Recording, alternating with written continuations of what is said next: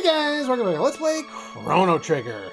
Last time we began the Northern Ruins side quest, which is Frog's side quest. This time, after repairing everything in the previous episode, we're going to go back into the Northern Ruins and we're going to see what we can do around here. Collect all the treasure, get all the rewards that lie herein. First things first, we'll check out our menu here. The Brave Sword is our most powerful weapon right now. Interesting.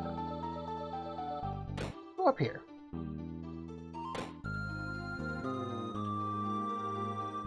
Cyrus, the fool who challenged Magus, rests here. And yes, I brought Magus for a very specific reason here. It's the only character who has any reaction to this scene. Cyrus, I hath returned.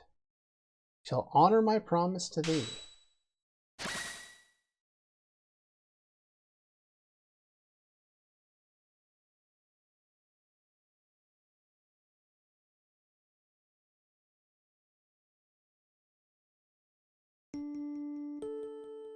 Cyrus.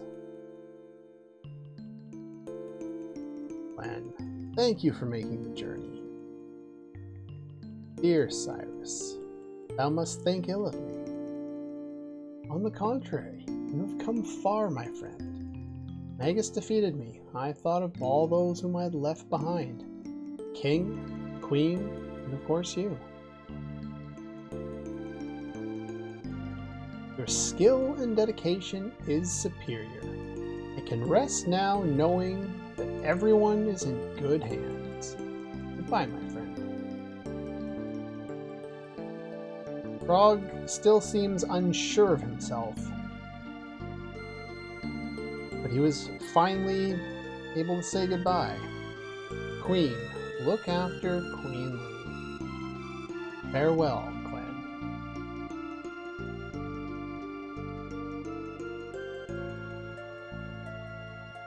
So sorry.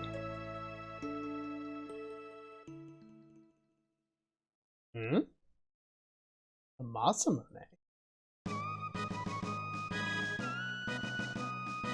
Every character has a small reaction, but Magus cowers in fear of the Masamune.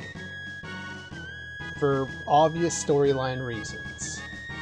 That's it. Wait a minute now. Frog's theme? The Masamune coming back to life?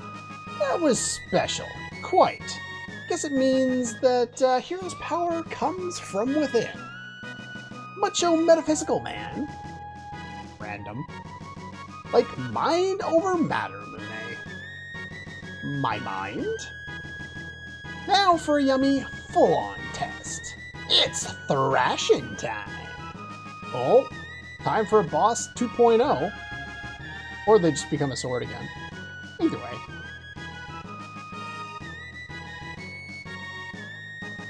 With the emotional baggage removed, 'tis flowing with strength and vigor. Ah, 'tis the true identity of the Masamune. Cyrus, I promise to fulfill your wishes. 'Tis a sad farewell. Onward, all. Magus, you don't really belong in this party, but it makes perfect sense to bring you. If you approach this again, Cyrus sleeps here, avenged by his friend Clan.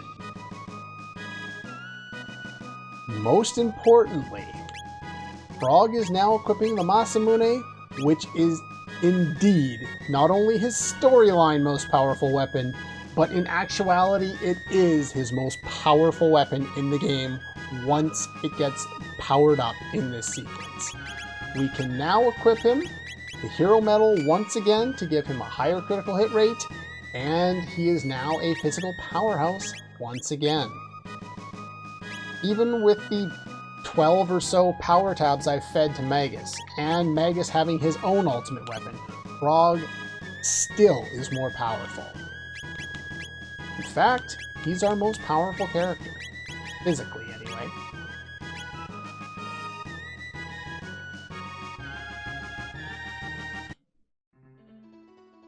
Now, like I said in the previous episode, there is a bit of a time travel thing going on here, and we need to ignore the treasure chests. However, there is still reason to come through here. And that reason would be the same as it was before. A black box. Something is reacting. Take out the contents. I'm gonna say no so that we can get it, but in all honesty, you don't even want to talk to that. And I will explain that a little bit later. Oh, we have a battle. Let's see if we have any new double text here. We've already seen... have we already seen Dropkick? Oh yeah, we have seen Dropkick. I saw 10 MP cost and I was like, have we seen this yet? What costs 10 MP around here? But then, of course, she has the silver stud on, so that would explain things. And yeah, Frog is a powerhouse once again. It's nice to see that depending on what we do and certain side quests, we can get our characters who have maybe fallen off and haven't been as useful to become a lot more useful once again. All right, last character to pair with Frog here. Go up here. Skeletons.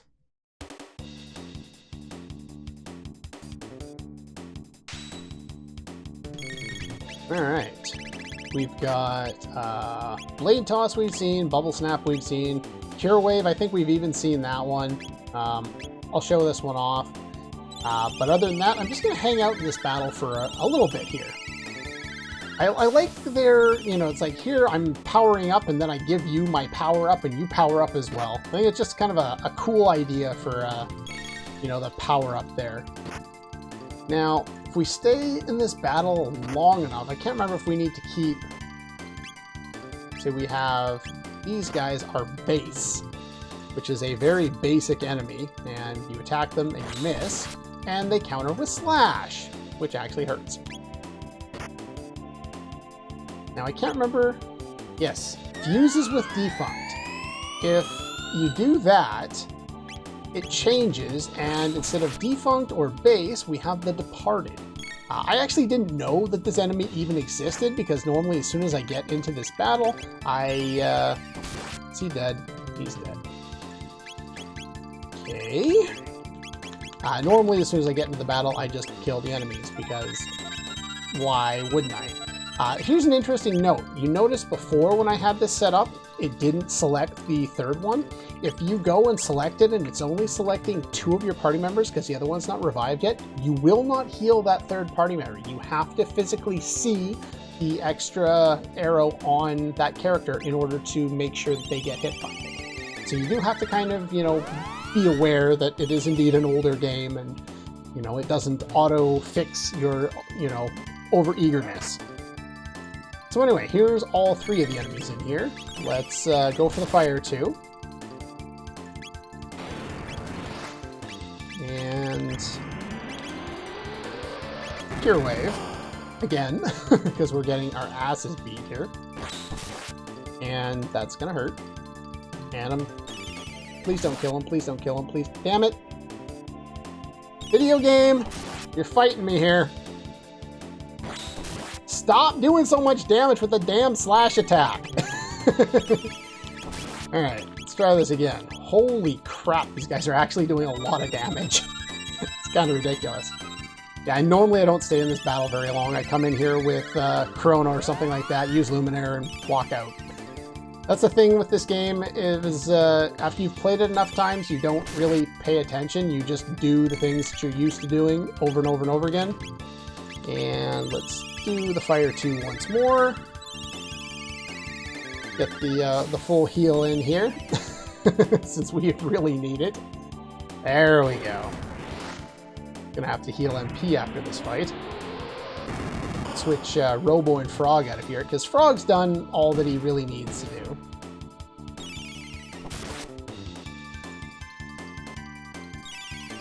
You sure do a lot of damage and attack really fast there, bud. Let's finish you off with some normal attacks. You counter?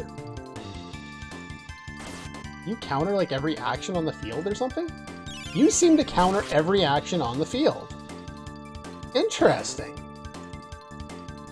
Yeah, you counter every either attack against you, but you seem to use it a bunch even, like if I do this, will you counter this as well? Now I'm curious.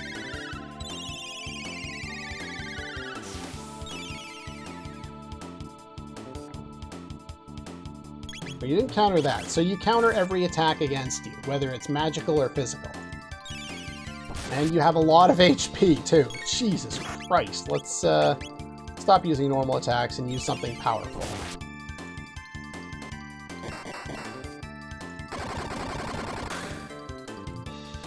Not powerful, well, powerful enough, but not as powerful as I was expecting. So that battle was hard. Alright, let's pull these two out. I've got, oh, actually, you know what? Hold up. They're, the one tech they haven't shown off isn't particularly interesting here. Let's bring these three. We'll show off one more fight. I forgot to heal MP. These are the only two fights in the game where you can access that maneuver that enemy, the whatever, the fusion enemy. And I need mid-ether on you. And I learned their final dual tech here, which is Blaze Kick, or not Blaze Kick, which is a combination of Fire 2 and Triple Kick for huge damage. Gotta love it. And let's see here. There we go. Fire 2 here. Fire Whirl to deal damage to them. I probably shouldn't do this because those guys, or no, these guys don't counter everything. No, they do counter with Slash. So that's dead. Oh, no, they didn't counter with Slash. Okay, whatever. I don't care, they're dead. I'm losing my mind here.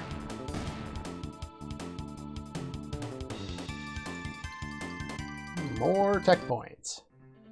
There's these two as well.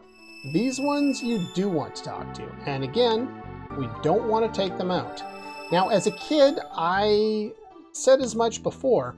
I didn't clue into this fact, and I didn't realize that things worked, you know, in terms of time travel the way that they do.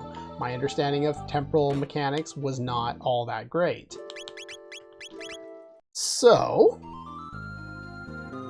I didn't do things right here, and I just went up and I picked up the items and I got them and I moved on. And shelter. And we're going to go to the present. See what we can pick up now that all the monsters are cleared out. Now, if you remember, I think there was like Haunted something, or they've changed the name now. It was Northern Ruins or the Haunted Ruins or something like that. It is now Hero's Grave. They have changed the title, and for good reason. Things have changed around here. Got a hype brother. Cyrus sleeps here, avenged by his friend Glenn. Now, if you saw before the text box, got one magic tab. So we're in the present, so we can pick up all the items we want here now before going back to get them in 600 AD after.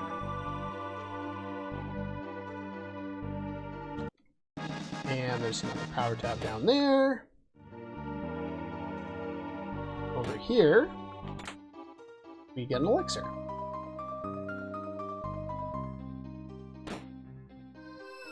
And here, I would recommend against doing it for this one, because the Nova armor is much better than the movement armor that it evolves into. I will show off all the new stuff we get once we get everything, since, well, let's go get everything. Was there a tab in this room? Guess not. I couldn't remember if there was or not. But yeah, all the enemies are gone. We cleared them all out before. Here, Level up for the Siren, we got the Valkyrie. Now that is Marley's ultimate weapon. Thing is, as I said, I never got either the Valkyrie or the Shiva Edge. I got the Kaylee Blade and I got the Siren because I didn't realize that I could power up the boxes by talking to them in 600 and then returning to 1000 after that. I just went there and got the items. That's it. But anyway, now that we've got them, we can duplicate those by going back to 680 and picking them all up again. Now we'll get the non-upgraded versions of everything, including the Nova armor, which is pretty much the only reason to go back in. But there is also the treasure chest down here. No more enemies to worry about. So it's pretty quick. Hyper Ether is nice. Restores all MP. And even if I didn't have to have Magus, he flies. I always want him as my lead character. He flies. He is awesome. We got the elixir there. Here we have the quote-unquote non-powered up Nova armor, which is just flat out better. I can't imagine anyone wanting to use the Moon armor over the Nova armor, at least if they understand how things work. But I guess that's neither here nor there. Go up here. And for most of my childhood, we get Marley's ultimate weapon, the Siren. Which, of course, it's not. The Valkyrie that we already picked up is indeed her ultimate weapon, but I didn't know that because stupid. Alright. Take a quick look here. The Siren randomly does stop, but it's weaker than the Valkyrie. So I had a weapon that randomly had the ability to do stop. The Valkyrie is just flat out more powerful. We got two weapons for Chrono here. The Kaylee Blade, which is better than what he had. Cool. The Shiva Edge does 4 times damage on critical. The Shiva Edge is absolutely ridiculous, and I love it. Let's put that on there. Now, we'll show it off with Chrono here. The Moon Armor gives you 10 to magic defense. Everyone in the game pretty much gets a maximum or a maxed out magic defense stat. So magic defense on an endgame armor really doesn't matter all that much.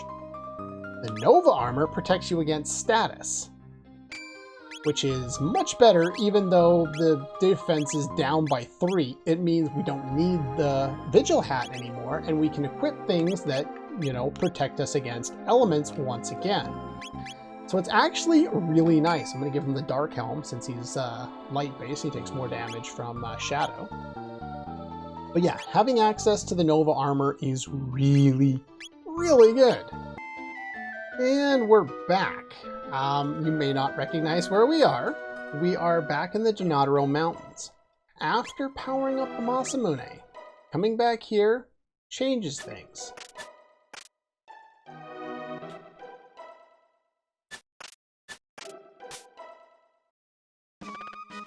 I await thee, freelancer! It starts glowing in Frog's hand. You got the Gold Rock. Changed Frog Art 1. Okay.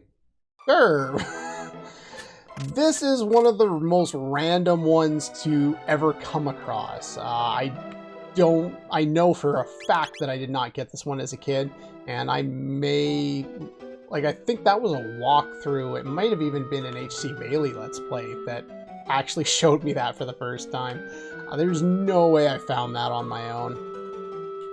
So yeah, if you want a quick way to avoid that, run along here straight, and that's your way of avoiding that fight. If you run along the kind of the slant of the edge there, it bypasses the trigger for that fight. Cool! I remembered how to do it. Yay! Also, I'll never get tired of this. I've created a time paradox. Yeah, there's a little bit of an issue here. Kinda in, you know, the same place twice. You know, there's no temporal problem here at all. Can I just recruit you? And you know what? I know the perfect way of defeating Lavos. We're just going to keep doing this over and over and over again, and we're just going to keep duplicating Robos until, you know, we win. But anyway, that's pretty much all we have for today. We finished up all of Frog's side quests there. We got the extra rock. And next time we're going to head back to the end of time. We're going to find a new quest to do. Anyway, that's pretty much all for this one. And I'll see you guys next time.